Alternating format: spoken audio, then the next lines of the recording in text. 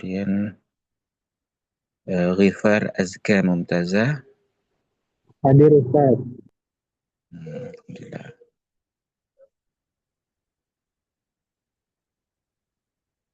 Nah, semua Pak Lahu. Berlian Nurani. Hadirah.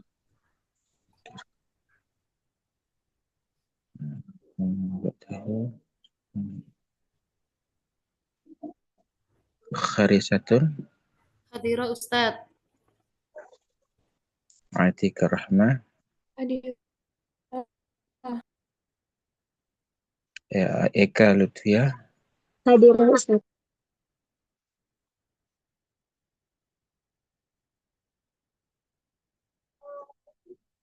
Kemudian Nur Siti Saidah. Siti Saidah. Nah, Hadirah Ustaz. nah. Nur Ain Wison. Hadirah. Azka Miftahul Rizki. Hadirah Ustaz.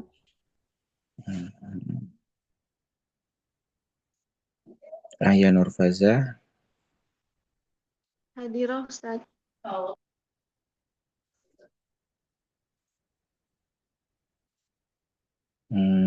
Sepri M. Zeno.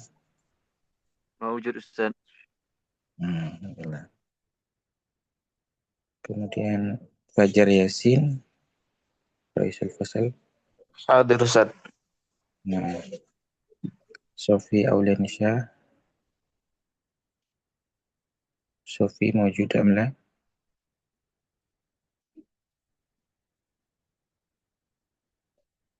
Mungkin mazalah fitrik. Mazalat fitrik. Fadia Ridafa. Farajat. Nazma Fauzan. Hadir Ustaz. Siti Teguh Utami. Hadirah Ustaz. Najwa Lupita. Ustaz Najwa tasta'dzin li syira'i kuota. Oh, nah. Nurul Farah. Hadirah Ustaz. Didik Supatmadi. Hadir.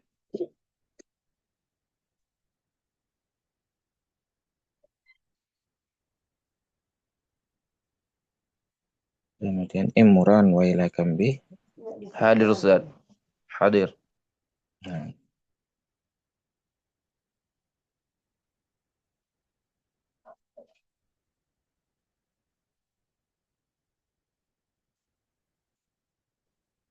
Kemudian Ummu Abdurrahman.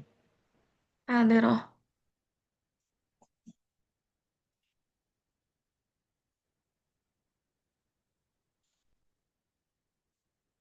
Kemudian Zahra mawjuda amla. Ya Ustaz. Hadirah. Hadir. Nah, alhamdulillah ya. Semuanya hadir kecuali yang belum. Nanti kalau ada yang baru masuk bisa menyusul ya di belakang. Baik, manfaat sekalian. Ya. Najwa kita hadirah. Oh ya.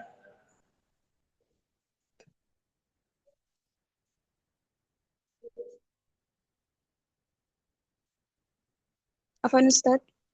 Naam. Sofi Aulianisa hadirah Ustaz. Oh, saya.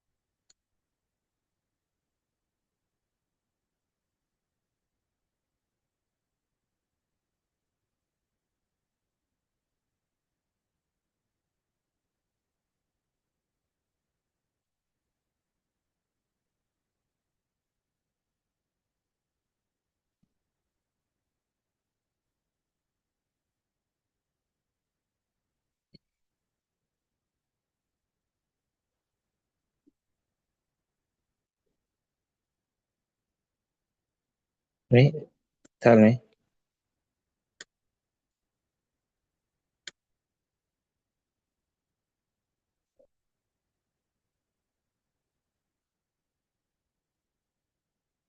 Hmm, sulit ya. Baik,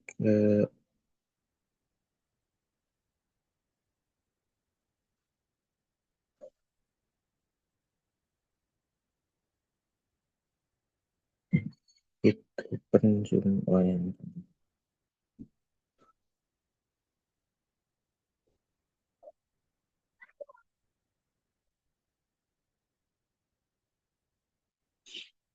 open Zoom-nya tak dulu ya, sebentar ya.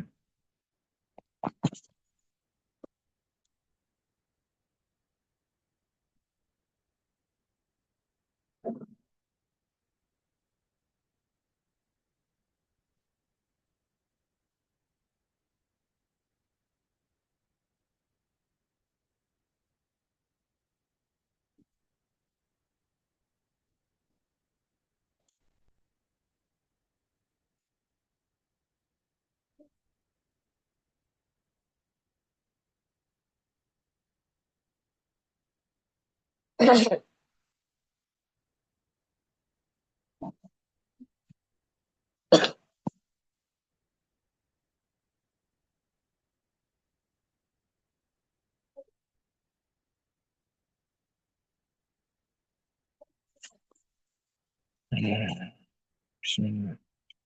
Insyaallah.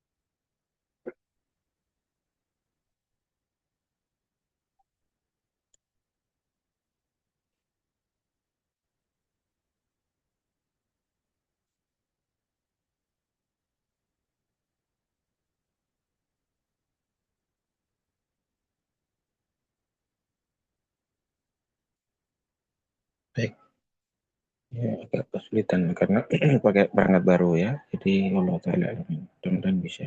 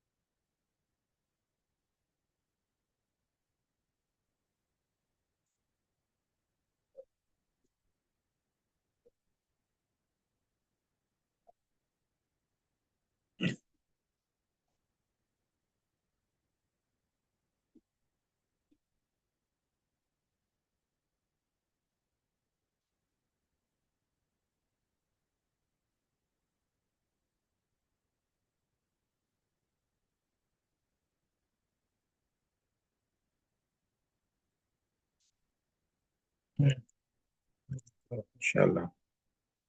Tunggu sekali ya.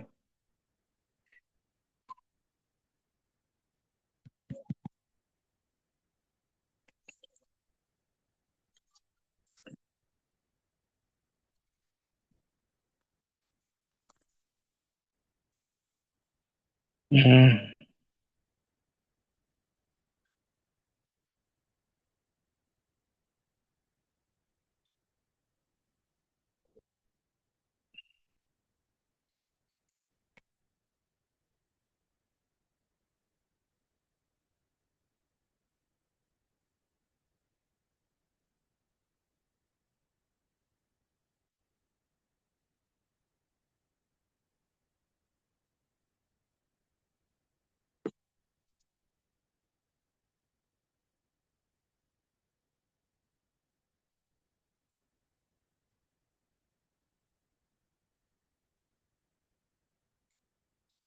Baik, kawan sekalian, apa nih, mungkin anak perlu install dulu nih barangkali. Plot alam. Jadi untuk Mara Kiroa mungkin anak sarankan masing-masing antum coba download kitab Al-Jurumiyah ya. Nanti baru kita bahas. Artinya berarti dulu anak pakai Zoom di media yang lain kesulitan ya. Salah alam.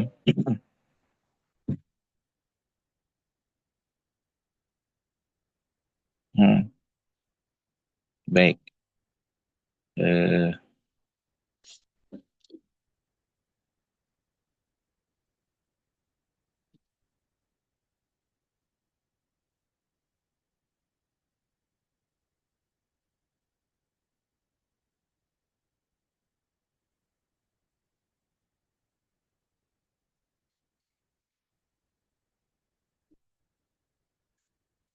hmm,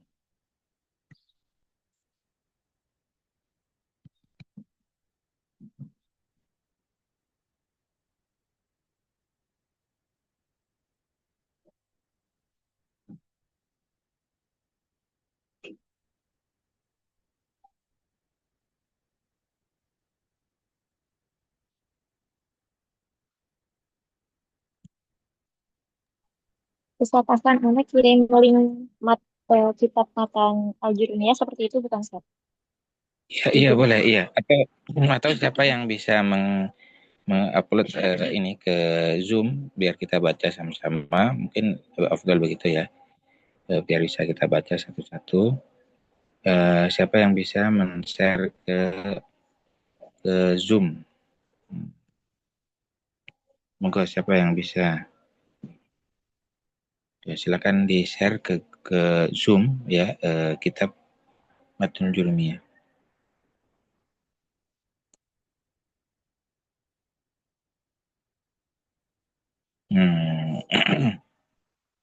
Monggo. Untuk yang Ana share ke siapan presentasi belum ada yang bisa ya? Insya Allah, anak siap Ustaz, insya Allah. Oh ya, alhamdulillah. Ya, silakan. Boleh itu dulu untuk pemanasan ya. Monggo silakan.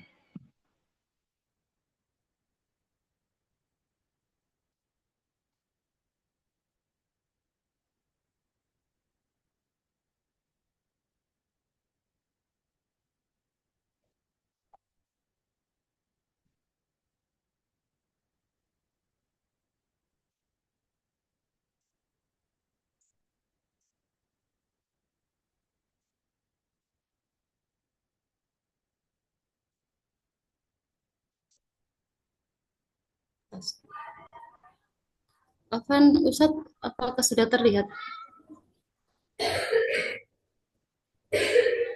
Ya, silakan. Afan, Ustaz, apakah sudah terlihat di layar? Sudah terlihat, alhamdulillah. Tafadhali. Istamiri.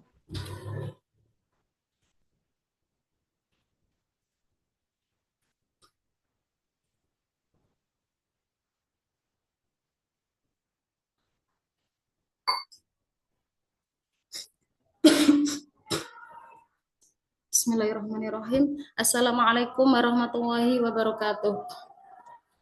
Assalamualaikum warahmatullahi wabarakatuh. Alhamdulillah rabbil alamin wassalatu wassalamu ala asrofil anbiya'i wal mursalin wa ala alihi wa ashabihi ajmain. Baik, insya Allah pada pagi hari ini insya Allah anak akan mempresentasikan tentang teknik membaca cepat scanning dalam teks bahasa Arab.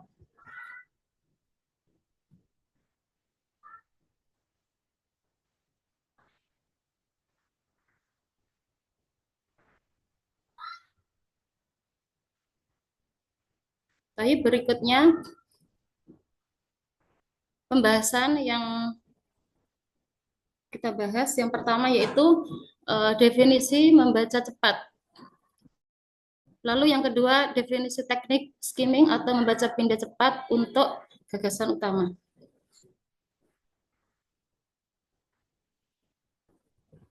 Bentar, Ustaz. Kemudian yang ketiga, langkah-langkah dalam teknik skimming dalam teks bahasa Arab. Lalu yang keempat, definisi teknik scanning atau membaca pindah cepat untuk mencari informasi.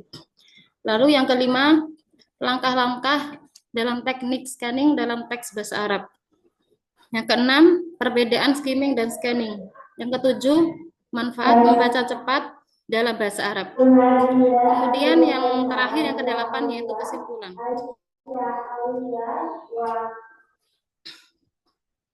Kemudian berikutnya pengertian membaca cepat. Membaca cepat adalah sebuah keterampilan membaca untuk memperoleh informasi dalam waktu singkat tanpa harus membaca seluruh isi teks secara detail. Dalam pembelajaran bahasa Arab, membaca cepat membantu siswa memahami teks panjang dengan lebih efisien. Berikutnya, teknik skimming membaca pindah untuk gagasan utama. Berikutnya, skimming adalah membaca teks secara cepat untuk menangkap inti, topik atau gagasan utama. Tujuannya apa? Yaitu untuk mengetahui gambaran umum isi teks tanpa memperhatikan detail kata per kata. Berikutnya yaitu langkah-langkah dalam teknik skimming dalam teks bahasa Arab. Langkah yang pertama yaitu memperhatikan judul atau al-unwan. Biasanya memberi gambaran isi teks. Lalu langkah yang kedua yaitu membaca paragraf awal dan akhir. Sering membuat gagasan pokok. Lalu langkah yang ketiga yaitu cari kata kunci al-kalimatul miftahiyah misalnya asbab, sebab, nataiz, hasil, ahamiyah atau pentingnya. Lalu yang terakhir yaitu langkah yang terakhir, abaikan kata-kata sulit jika tidak mengganggu makna umum. Di sini ada contoh, yaitu jika ada teks Arab berjudul Ahamiyatul Qiraah, pentingnya membaca, maka dengan skimming kita langsung tahu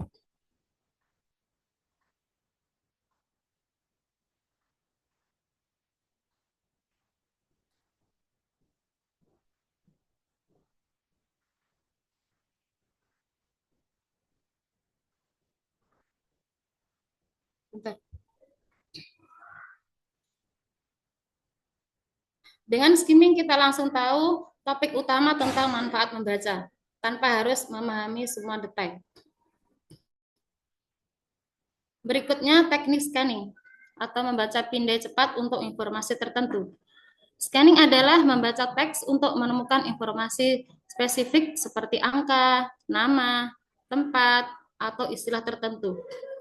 Tujuannya yaitu untuk menemukan informasi detail tanpa membaca seluruh teks. Berikutnya yaitu langkah-langkah dalam teknik scanning dalam teks bahasa Arab. Langkah pertama yaitu tentukan informasi yang dicari, misalnya angka tahun, sunnah, nama tokoh, isim, atau istilah khusus. Kemudian langkah yang kedua, gerakkan mata secara cepat ke bawah teks untuk menemukan kata yang sesuai. Lalu langkah yang terakhir, abaikan bagian lain yang tidak relevan. Contoh,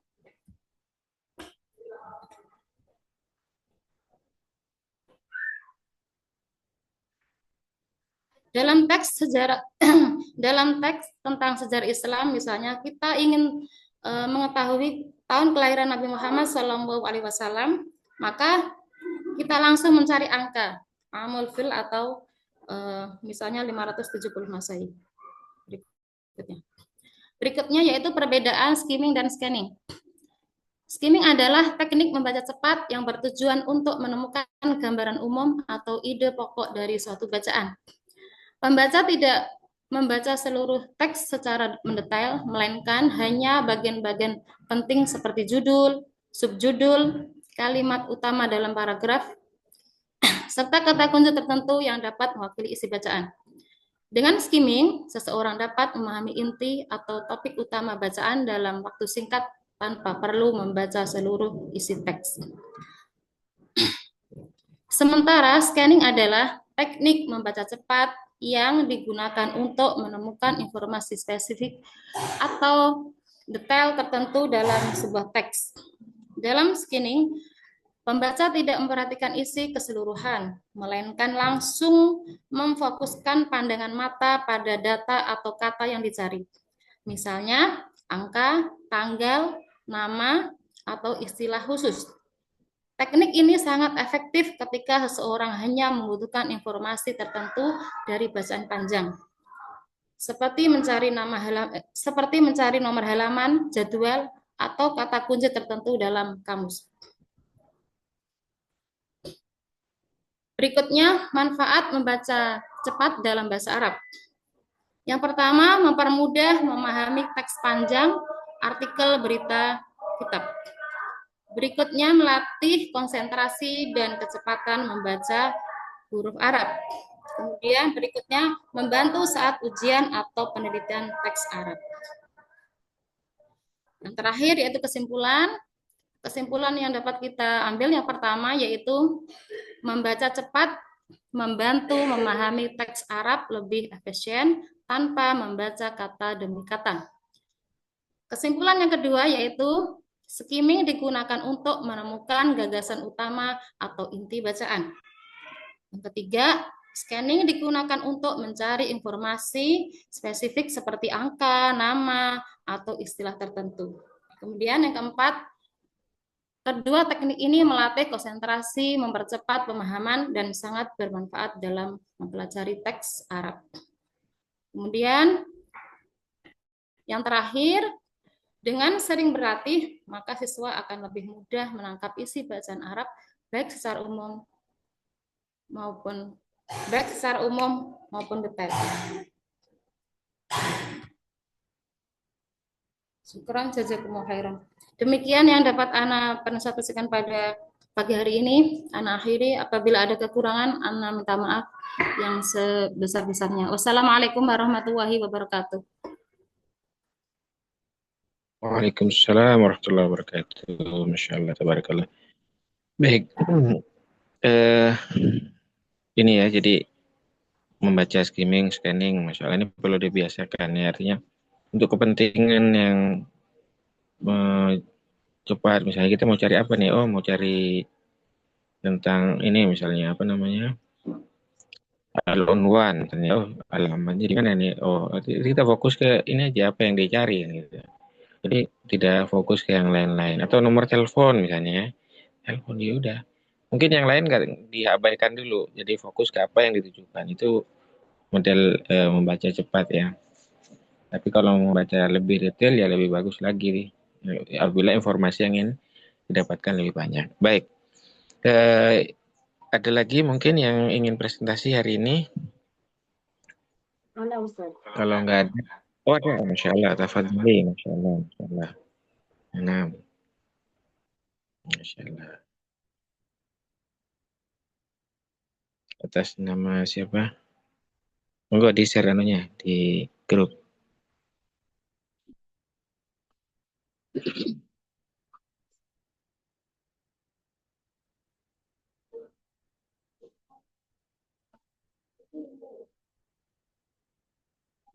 Sudah di share belum?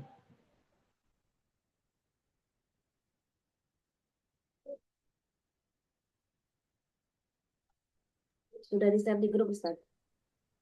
Alhamdulillah. Ya, Masya Allah. Boleh, Masya Allah. Baik.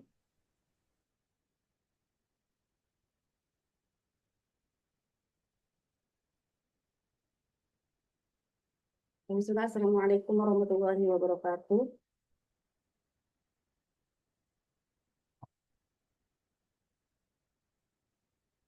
Alhamdulillah wassalatu wassalamu ala Rasulillah sallallahu alaihi wasallam. Amma ba'd. Di sini Ana akan membahas tentang membaca teks non sastra.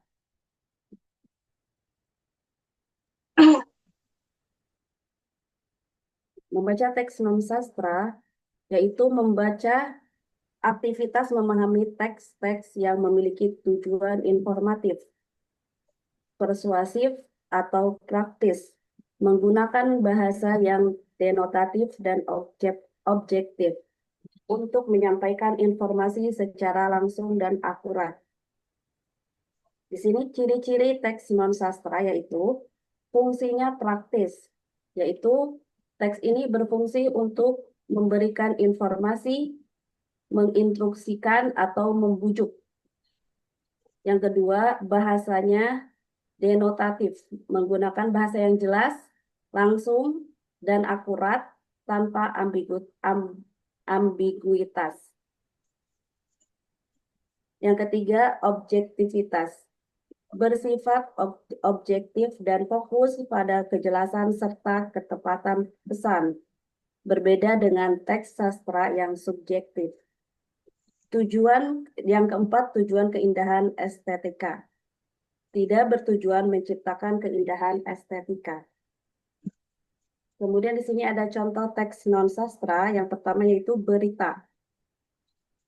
Teks non sastra sebuah berita adalah jenis tulisan yang bertujuan untuk menyampaikan informasi faktual dan objektif mengenai suatu peristiwa tanpa menggunakan unsur fiksi atau imajinasi.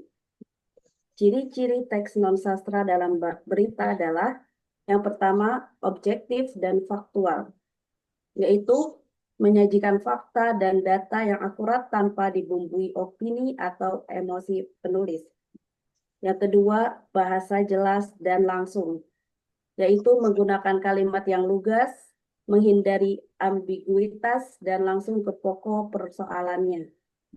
Yang ketiga, tidak ada unsur fiksi, Informasi yang disampaikan adalah peristiwa nyata yang sudah terjadi dan dapat diverifikasi. Yang keempat, informatif.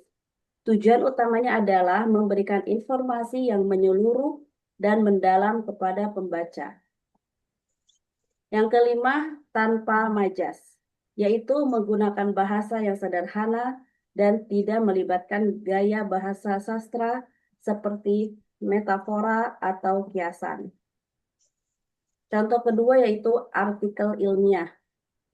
Teks non-sastra dalam artikel ilmiah bertujuan untuk menginformasikan secara jelas dan objektif, menggunakan bahasa lugas dan menghindari gaya bahasa figuratif, serta fokus pada penyampaian fakta dan pengetahuan yang terbukti kebenarannya. Contoh teks non-sastra dalam artikel ilmiah yaitu artikel jurnal, publikasi yang menganalisis dan menyajikan hasil penelitian. Yang kedua, laporan ilmiah, karangan yang menyajikan pengamatan dan temuan tentang suatu fenomena yang terjadi. Yang ketiga, esai akademis, teks yang membahas, menganalisis, atau mengargumentasikan berbagai topik dari sudut pandang akademis. Contoh ketiga, dokumen resmi. Teks non-sastra dalam dokumen resmi adalah tulisan yang bertujuan memberikan informasi faktual dan praktis tanpa fokus pada keindahan artistik atau estetika, seperti artikel ilmiah, laporan, surat resmi, dan naskah berita.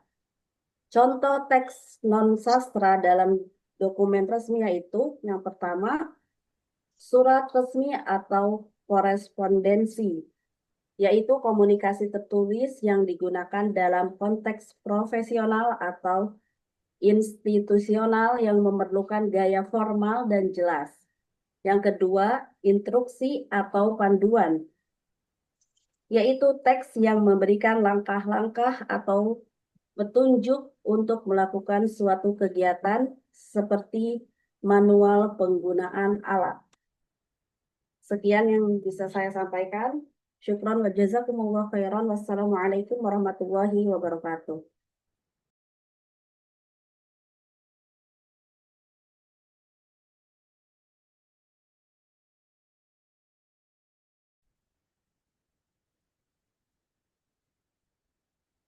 Nah, sinyalnya mungkin ya.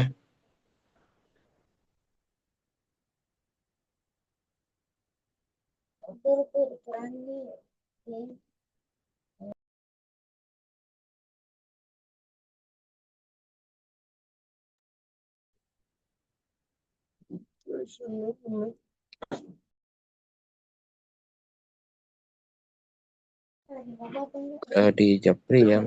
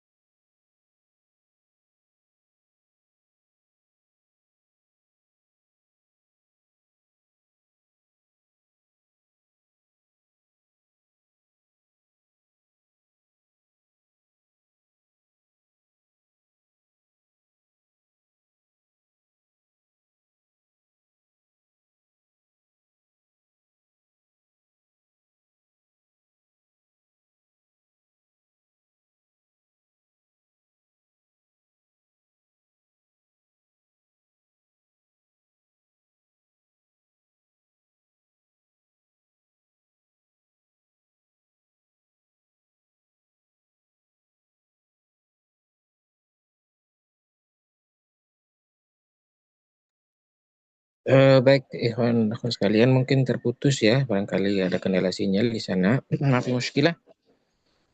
Coba mungkin salah satu dari Antuna, misalnya siapa, Ukhdina Harisatun atau siapa yang lain yang bisa meng-share kembali. Kemarin itu Ana pernah share terkait dengan trik membaca kitab kuning. Coba siapa yang bisa nge-share?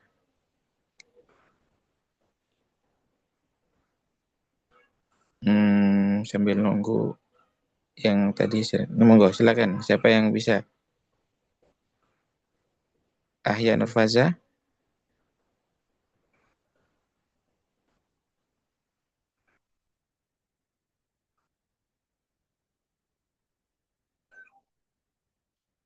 atau Nurul Farah? Mana Nurul Farah?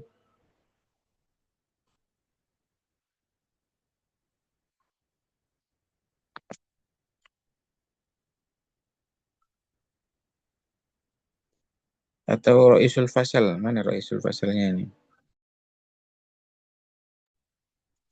Hadir Ustaz. Nah, tolong di-share yang PPT Ana yang kemarin, PPT trik membaca kitab kuning tuh coba. PPT. Hmm.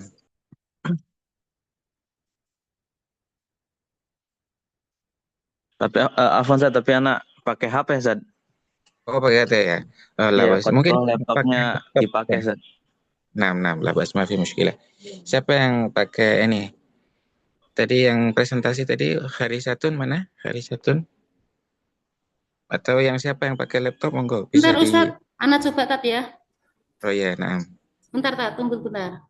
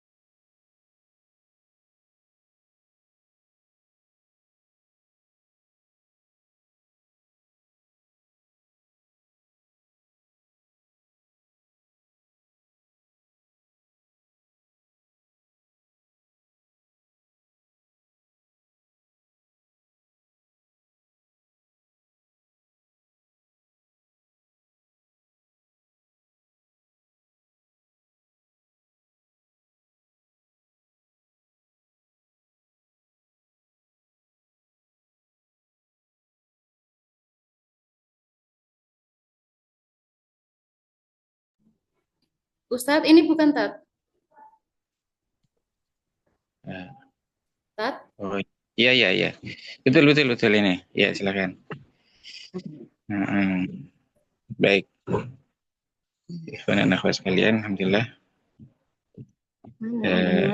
Kita bacakan ya terkait dengan tips-tips membaca kitab gundul. Ya. Tapi pada intinya bahwa tips ini hanya ya memotivasi kita untuk bagaimana menguasai kawaid ya, kawaidul lughah Arabiyah. Ya. Kemudian Yang harus disebutin. ikhwan dan akhwat sekalian, bahwa kitab gundul atau ya kalau dulu warnanya kuning ya, nah, tapi sekarang udah banyak putih.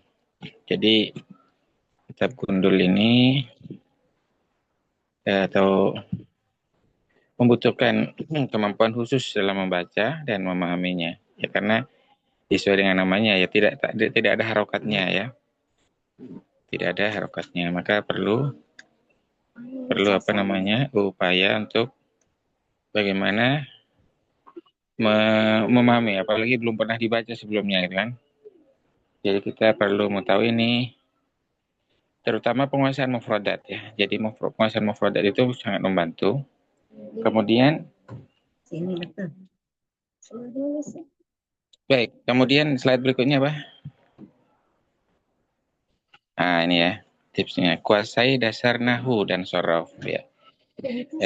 Sorof itu untuk membantu kita mengetahui kira-kira akhir dari apa namanya dari lafaz itu harokatnya apa misalnya, apakah dhammah, apa fathah, wa kasroh, atau sukun misalnya. Nah, itu nahu sangat dibutuhkan ya.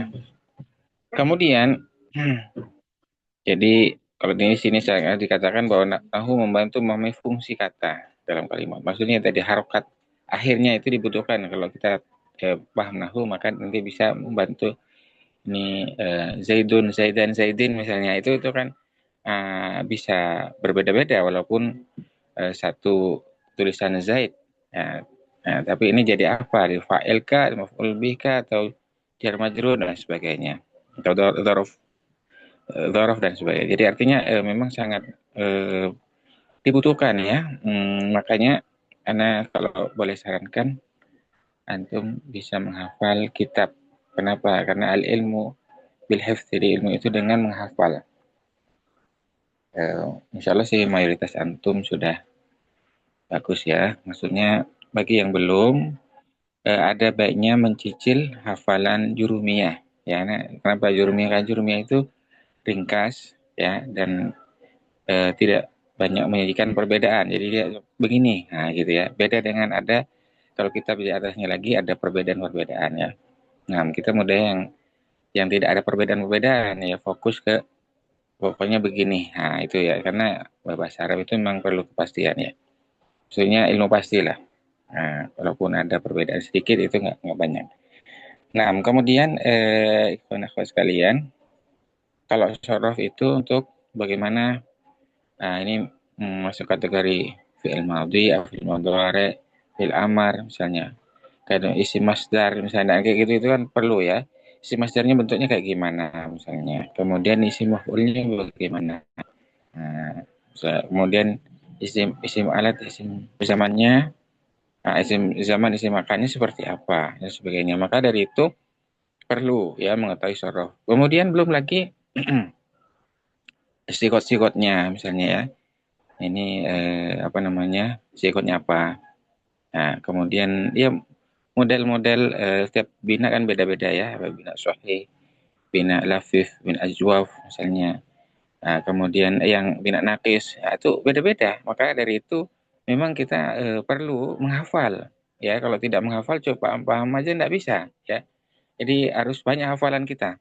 Ya, kalau di Yaman itu, ini cerita dari Syekh ya. Jadi kitab itu dihafal semua. Walaupun di sana afan ya. Bukan kita menganu ya, tapi memang kondisinya begitu. Jadi Masya Allah banyak ulama di sana, tapi untuk penerangan itu sangat kurang. Jadi masih zaman listrik ya mungkin berkali-kali mati dalam sehari itu ya. Berkali-kali mati. Jadi bisa menikmati listrik itu di jam-jam tertentu misalnya. Nah, beda dengan kita yang 24 jam bisa menikmati lampu ya kan. Nah, siang apalagi ada matahari, malam tidak terbatas. Artinya apa? Bahwa dengan keterbatasan yang ada, tapi dengan sistem pendidikan yang mengharuskan hafal, itu luar biasa dampaknya. Nah, anak ada syekh ya misalnya di satu tempat anak nggak sebutin namanya.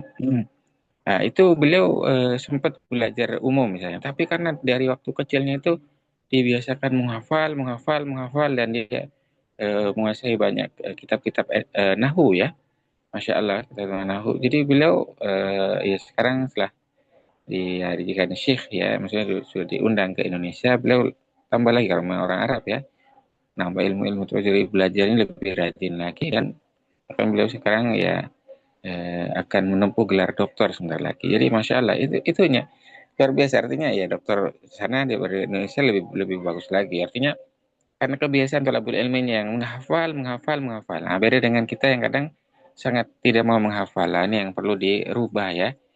Jadi menghafal itu memang harus ya, seperti tasrif sorof itu kalau nggak dihafal gimana kan gitu ya. Jadi harus dihafal semuanya dihafal. Jadi jangan nanti menghafal, kalau nanti menghafal repot ya. Jadi untuk nahwu, sorof dihafal. Ya, kapan waktunya menghafal ya? Waktu antum kapan ya? Bisa disesuaikan ya, kadang ada waktu kosongnya ya. Jadi sekali lagi untuk qawaidul lughah al-arabiyyah itu perlu menghafal. Jurumiyah dihafal, hamzah tasrifiyah dihafal misalnya. Dicicil sedikit demi sedikit ya. Sedikit demi sedikit. Kemudian akhwat sekalian, apa namanya?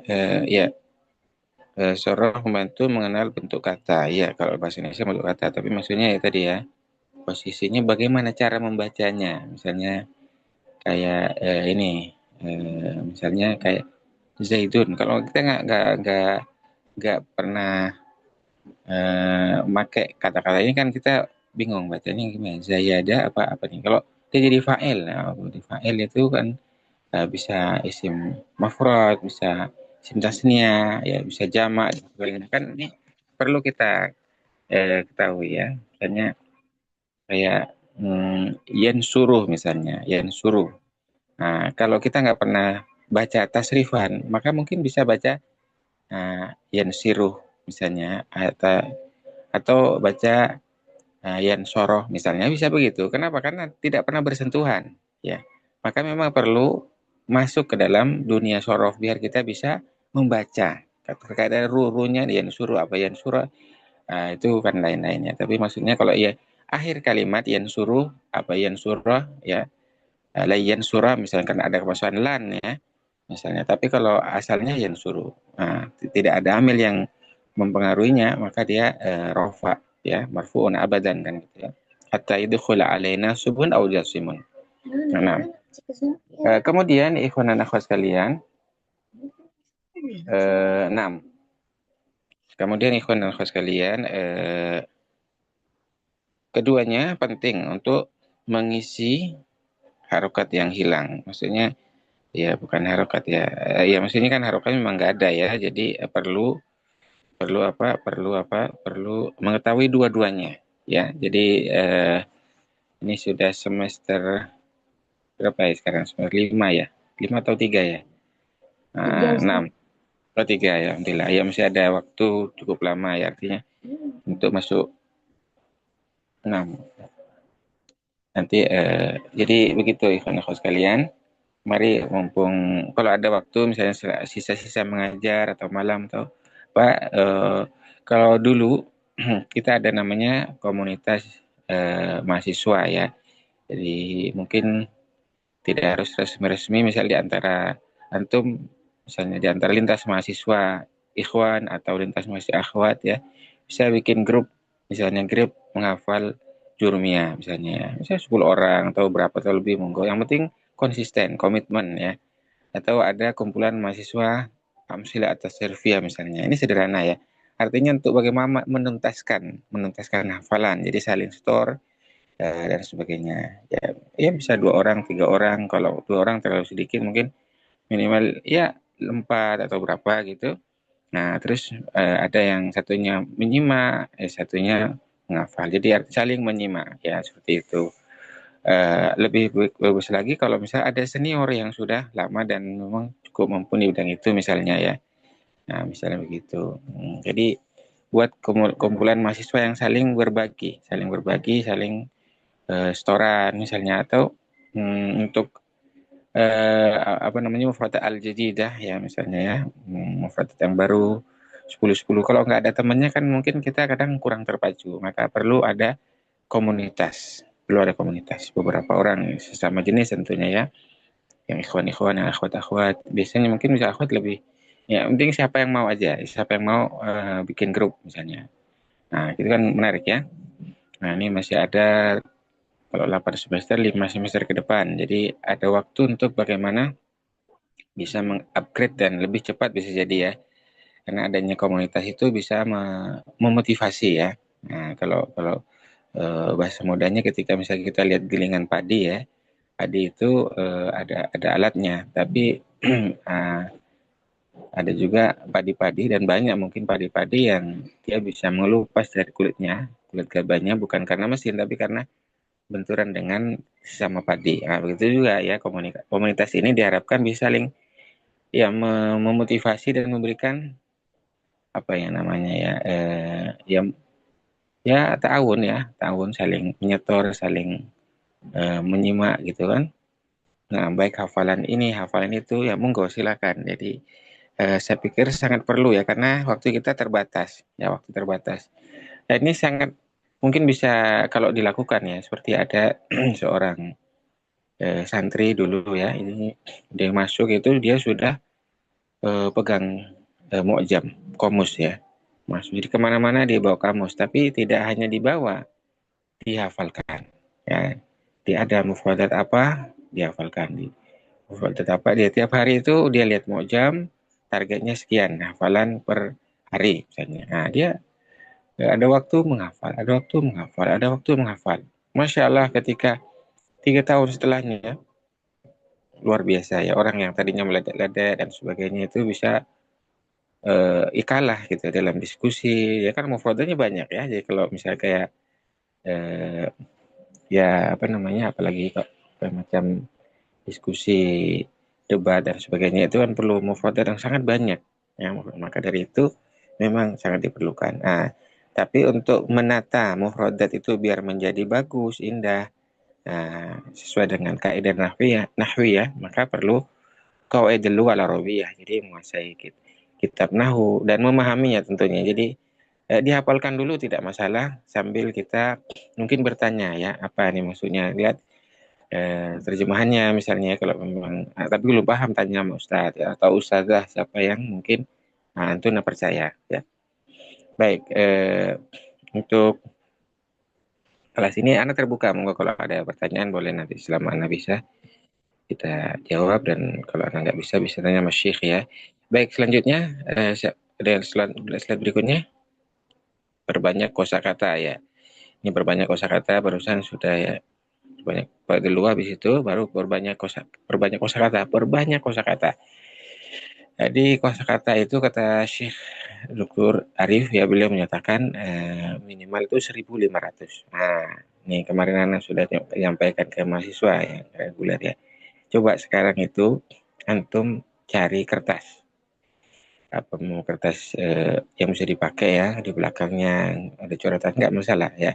Terus tulis di sana mufradat yang sudah antum hafal ya, ada di kepala, semuanya ditulis, semuanya sampai nggak terulang lagi. Artinya kalau sudah mentok kan berarti dia ngulang lagi. Oh, yang ada bersamaan ya. Jadi kita hitung berapa sih mufradat yang telah kita tabung di kepala kita ini. Nah, sehingga nanti dijumlah, oh sekian. Nah, kalau belum 1.500 minimal ya. Nah, kalau 1.500 bisa lebih lagi silakan. Nah, tapi kalau mau lebih apa namanya, kemahirannya ditambah ya tentu mufradatnya tambah lagi ya. Karena kadang-kadang kita dengar ceramah syekh itu oh ada mufradat yang belum kita kuasai, catat, cari di kamus. Nah, oh udah paham gitu. Jadi artinya bahwa memang satu sisi kita terus menambah ya, kalau ada waktu kosong, mumpung masih muda, belum menikah ya. Nah, yang sudah menikah mah lebih susah lagi karena harus berbagi dengan suami, dengan istri, dengan anak-anak dan sebagainya. Nah, jadi mumpung masih semester masih awal ya, semester 3, silahkan tambahkan kosakata ya, tambah kosakata dan banyak membaca. Ada waktu baca, ada hiwar, ada apa namanya, ada cerita misalnya ya, nama takbir misalnya. Nah, baca. Apa yang belum kita pahami tulis, kemudian hafalkan. Apa yang belum kita tahu, hafalkan. Maksudnya, oh ini mufrad ini yang saya sulit. Ya sudah, hafalkan. Kan? Hafalkan, cari terjemahannya. Oh, nah, sehingga nempel di kepala dan baca lagi. Dan tangkap isinya. Jadi kalau tangkap isinya itu kan kita nih, mungkin ada mufrad yang sulit tadi disampaikan oleh Khutina hari satu nih, nggak masalah ya kalau ada yang sulit. Yang penting kesimpulan umumnya dari teks itu kita sudah pahami. Nah, kalau misalnya kok belum ketemu nih apa maksud dari isi teks ya, mungkin bisa cari mu'jam dulu. Oh ini yang sulit, ada beberapa yang belum kita pahami misalnya. Tapi sekali lagi bahwa di bahasa Arab itu kadang ada persamaan-persamaan ya, artinya pengulangan bukan persamaan, pengulangan. Nah, itu biasa ya. Dimaksudnya ini tapi ditegaskan lagi ai gitu ya. Ai itu artinya ya kata-kata itu ditegaskan lagi gitu ya. Misalnya kalau di Indonesia itu apa? Top markotop atau apalah intinya sudah top itu kan sudah top sebenarnya ya. Nah, tapi kok masih tambah lagi ya. Seperti itu banyak di bahasa Arab ya. Baik, kemudian biasakan membaca secara perlahan. Nah, ini ya. Perlahan. Kalau ingin pengen maknanya, memang kita perlu perlahan-lahan. Ya, jangan terburu-buru, fokus pada struktur kalimat. Maksudnya, struktur itu artinya kan ini penting ya. Ini jadi apa? Kalau bahasa Arab itu jelas sekali ya. Ini mubtada, ini jumlah ismiyah apa fi'liyah. Itu dari situ kan jumlah kan hanya 2 itu, tapi nanti yang lain-lain ya. Ini ada apa? Ini ada karena, ada inna misalnya, dan lain-lain ya, saudara-saudaranya, dhanna misalnya, dan saudara-saudaranya. Nah, ini apa maksudnya? Ini kan perlu ya. Ini ada ini tamyiz kah, ini badal kah, ini perlu itu ya. Jadi ikhwas sekalian, memang kalau belum ke sana ya tadi menghafal aja dulu, menghafal jurmiyah misalnya ya. Ini pemodal ya. Jurmiyah hafalin semua karena nanti tahu ya pondasi keilmuan dalam nahu ya. Kalau pengembangan ke yang lain gampang ya, maksudnya bisa jurmiyah aja masya Allah. Nah, itu udah bisa baca kitab gundul tadi ya. Kalau bisa hafal dan memahami insya Allah bisa. Dan tentu perlu latihan-latihan karena penggunaan apa-apa yang ada di situ itu juga perlu ya latihan. Oh ini jadi gitu ya. Tidak cukup menghafal, tapi aplikasinya. Nah, aplikasinya buat apa? Jadi sekali lagi memang hirasah dalam menuntut ilmu. Ya, hirasah itu artinya jangan merasa puas dengan apa yang telah ada sekarang. Ya, terus merasa kurang dan terus terus merasa kurang. Tapi bukan untuk ya bersyukur itu dalam arti bersyukur dengan apa yang kita alami ya, tapi apa yang kita dapatkan. Nah, tapi hirosa itu artinya ke prosesnya ya, proses. Nah, proses gimana caranya tidak merasa cukup tapi tidak mencari apa ya kekurangan-kurangan dan sebagainya. Ini tentu nanti takutnya kita buat futur ya. Kalau misalnya taruhlah kita belajar di suatu tempat kok merasa kurang terus mundur misalnya atau apa, ini kan nggak bagus ya. Artinya fokus terus menuntut ilmu sampai habis ya. Bahkan para ulama terdahulu itu sampai tidak mau mencari tahu kelemahan guru kita misalnya atau kekurangan, nggak mau, pokoknya mau tutup telinga tutup mata gitu kan, karena takutnya nanti bisa mengurangi semangat, mengurangi ya kesungguhan dalam menuntut ilmu. Jadi tentunya fokus antum semua ya, bukan antum semua fokus gimana caranya meningkatkan kekurangan-kekurangan kita ya. Ada waktu kosong gunakan, menghafal. Ada waktu kosong, ini anak lihat ada syekh muda itu dia sampai punya tempat khusus ini itu tidak boleh diduduki orang lain gitu ya misalnya. Dan beliau fokus baca di masjid ya. Karena memang anak tanya ke ya ustadz-ustadz yang pernah di Yordan misalnya atau di di Yaman itu, masya Allah mereka ini sangat-sangat hirasa dalam menuntut ilmu ya, sangat-sangat hirasa sampai ya jangan mau buka-buka ini ya, fokus ya tadi di masjid menghafal hari-harinya sibuk dengan thalabul ilmi ya. Nah, antum semua yang mungkin harus terbagi ya dengan mengajar misalnya. Nah, ya bersabar ya teruslah menuntut ilmu, insyaallah pada waktunya sampai ya. Baik, ikhwan dan akhwat sekalian. Kemudian tandai kata yang sulit, ini yang penting ya. Tandai kata yang sulit untuk dipelajari lebih lanjut. Jadi kalau ada yang sulit, kita tandai, kasih strip misalnya. Nah, sehingga nanti bisa kita upgrade ya keilmuan kita dengan apakah bertanya kepada ustadz kita misalnya, kepada guru kita, dosen kita, atau kepada cari dulu di Mu'jam misalnya, cari di Mu'jam atau cari di literatur lain yang berkenan dengan hal tersebut. Baik, selanjutnya apa lagi?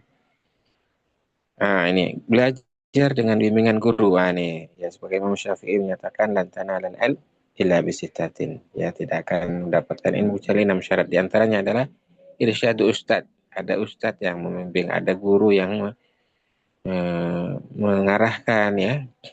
Guru membantu memberikan pemahaman konteks. Ya, jadi guru Syekh Albani misalnya, ya, contoh konkret ya.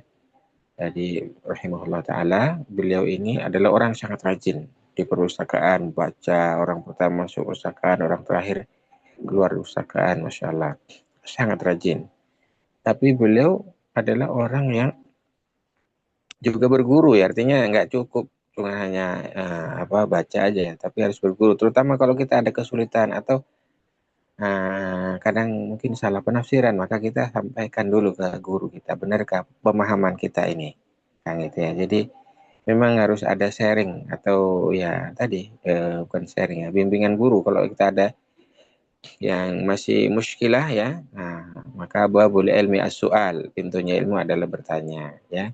Jangan menafsirkan sendiri, menafsirkan sendiri salah-salah ya. Jadi memang perlu bertanya ya, atau kita bacakan kitab kita, misalnya ya, Ustazah nih anak suka baca, penafsirannya seperti ini, apa benar apa salah, gitu juga boleh. Artinya saking rajinnya misalnya ya. Nah, kemudian menjelaskan kaidah-kaidah yang rumit. Nah ini ya, kalau yang gampang mudah kita pelajari, tapi yang rumit perlu guru ya. Kemudian memberikan contoh penerapan dalam kitab. Nah, penerapan dalam kitab seperti yang kita sering praktek kemarin ya, itu kan penerapannya begini ya. Jadi ya seperti itu ya. Kalau dulu anak itu kasih tanda ya, ini fa'il kasih fa misalnya ya. Kalau mubtada mim, khabar kha misalnya gitu ya. Nah, kemudian gunakan metode bandongan. Nah, ini bandongan sorogan itu ya tradisional ya, tapi memang penting ya. Jadi maksudnya bandongan itu mendengarkan guru membaca dan menerjemahkan. Mendengarkan guru, ya, mendengarkan guru. Jadi biasa itu kalau di pondok tradisional ya. Nah, jadi gurunya itu membacakan terus diterjemahkan. Santri itu mengartikan di bawah-bawah itu ya. Selain mungkin kalau sudah tahu maknanya ya, ketika mubtada, khobar, fa'il, maf'ul misalnya ya, tamyiz, rasita, kemudian badal kasih ba misalnya dan sebagainya. Hanya menandai itu biar kita ingat posisinya jadi apa misalnya. Kemudian kalau nggak tahu maknanya ya kasih maknanya di bawah ya, kayak tulisan Arab. Bisa pakai tulisan Arab walaupun artinya bahasa daerah atau bahasa Indonesia misalnya.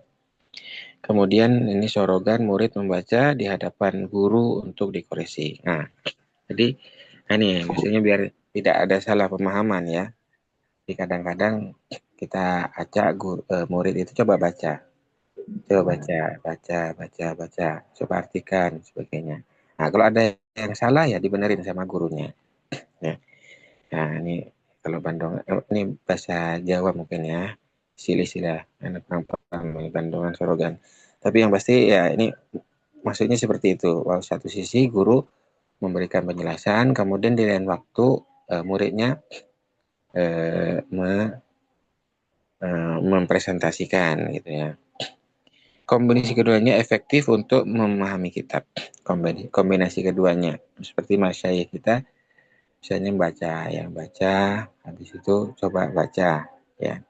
Ini juga sama sebenarnya, cuman bedanya kalau syekh kan full bahasa Arab, nggak ada bahasa Indonesianya. Nah itu bedanya di situ. Jadi kalau di kita Mahartul Kalam mungkin ya karena tidak ada kitab khusus ya, kadang-kadang ya bacakan ya, misalnya ya. Tapi karena ini mahasiswa mungkin lebih banyak kita aktif karena dianggap sudah ya mahasiswa kan, bukan siswa lagi ya. Tapi kalau memang ada yang kesulitan nggak masalah, kita masih muskilah. Yang penting semangat atau spirit terus menuntut ilmu itu ada terus ya. Spirit untuk menuntut ilmu terus ada dan bertanya. Jadi kalau ada yang kesulitan bertanya ya. Dan saran anak itu tadi menghafal kitab. Menghafal kitab, tamat satu kitab misalnya, terus ya tadi sering praktek ya. Misalkan ini banyak praktek, jadi setiap hari Sabtu Ahad karena ada sela-sela praktek ya. Jadi kalau ada yang belum paham, tidak harus orang itu bertanya, ya betul itu tulis misalnya atau di WA-kan ke Ana. Jadi tidak kemudian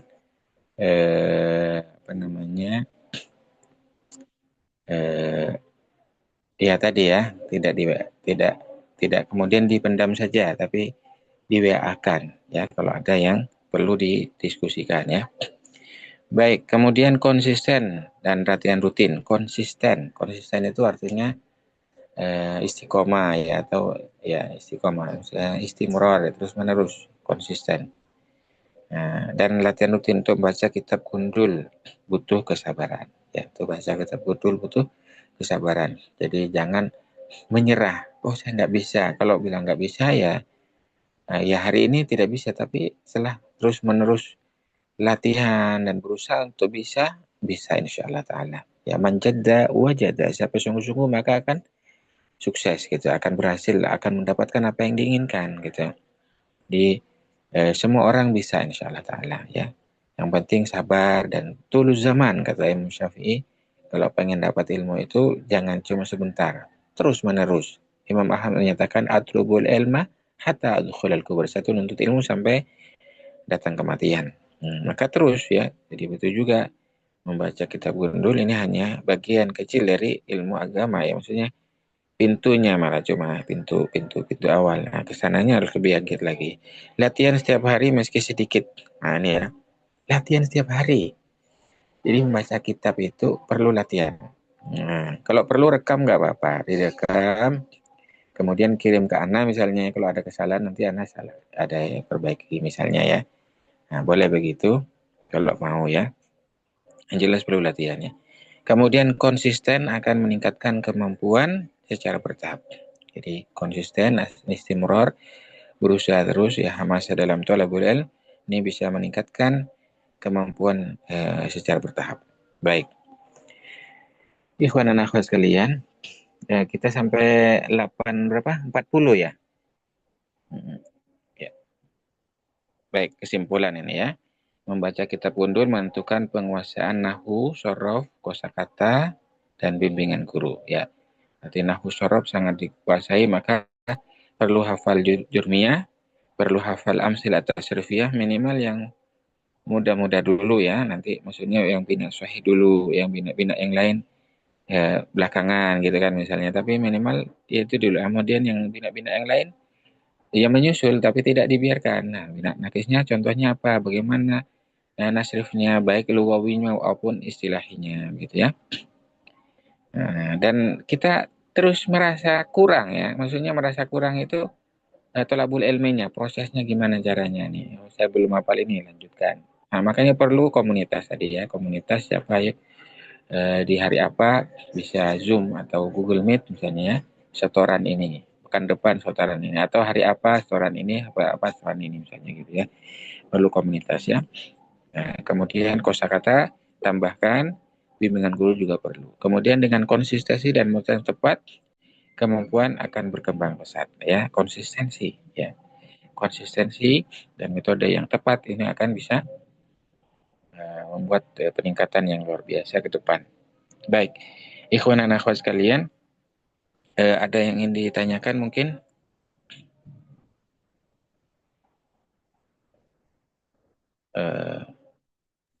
Cukup, Ya. Ustaz. Cukup ya. Kita akhiri dulu ya, naktafi bihadza wa insyaallah nasta'in fi fursa ukhra wa nad'u Allah subhanahu wa ta'ala bi du'a kafaratil majlis subhanakallahumma hamdika Assalamualaikum warahmatullahi ta'ala wabarakatuh. Waalaikumsalam. Assalamualaikum warahmatullahi wabarakatuh. Jazakumullah khairan Ustaz.